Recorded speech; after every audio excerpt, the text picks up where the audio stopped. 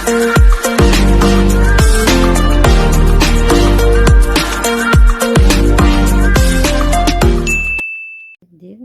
evening mga palalabs.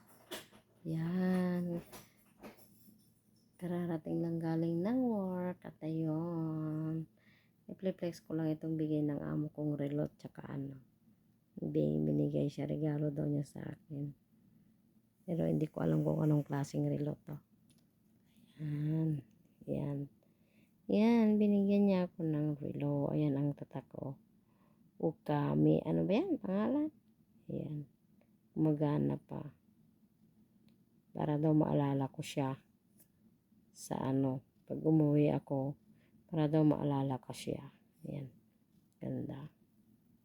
Tapos may isa pa siyang binigay sa akin ito. Wala man ang tawag ito. Parang yung pang ano ba? Pwede mong ilagay dito sa ano. Dibdib or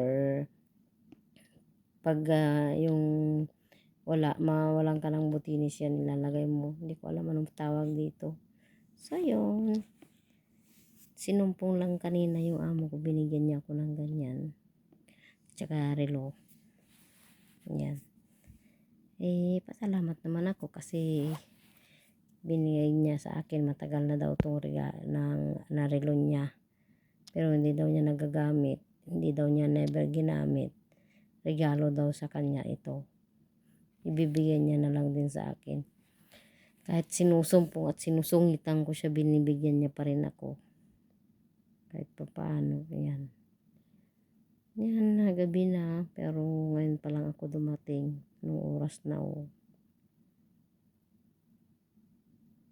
alas 10, alas 10 na. Na-late lang kasi ako kanina.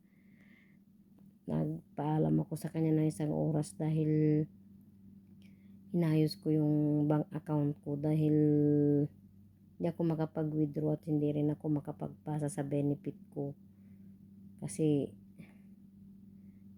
halos lahat yata na ano nagbabangko dun sa bangko na yun, kailangan daw i-update yung ano mga details dun sa ano. Pumunta ako, hindi naman nila in-update ko, hindi nagbigay lang sila ng link. Hindi ko alam kung paano ko gagawin kasi natatakot ako baka magkamali akong mag-press doon. Tapos pagdating ko galing sa bangko, ayan ang binigay ng aking amo, watch at saka ayan, hindi ko alam kung anong tawag dyan pero ang cute niya oh. Tatago ko yan para remembrance din. Yan. At ito. Hindi na ako bibili ng relo ko kasi maganda naman itong binigay niya na relo. Leather pa yung ano. Oh. Yan ang ano. Yan yung ano ba yan? Tatak niya. Japan movement. Ano yan? Movement. Tapos, ano pa yung kasulat doon?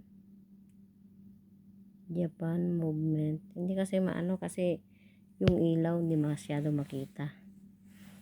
Kaya may tatak siya na yan o. Genuine leather.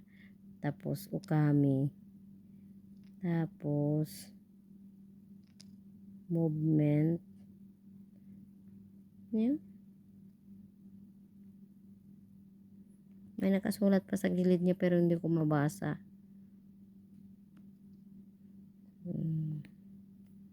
2018. Anong 20 nung 2020 pa yata itong relo niya. Baka may nagbigay sa kanya tapos yan binigay niya rin sa akin. Kasi naglilinis-linis kanina sa kwarto niya. Yan, nakita daw niya hindi naman niya ginagamit. Kaysa itambak lang daw niya doon. Yan. Inigay na lang sa akin. So, pasalamat naman ako kahit sinusumpong kami parehas. Masungit kami parehas. Minsan nagsasagutan kami pero ayan. maswerte naman ako. Binibigyan niya rin naman ako. Ayan. May balot pa siya. Ito pa. Ito pa yung supot niya. Kaya lang yung relo, wala naman siyang binigay na karton. Ganyan lang siya. So, ayun. Hanggang dyan na lang muna ang aking maisishare mga palalabs. I love you all. Good night everybody. Bye bye mama. Chup chup.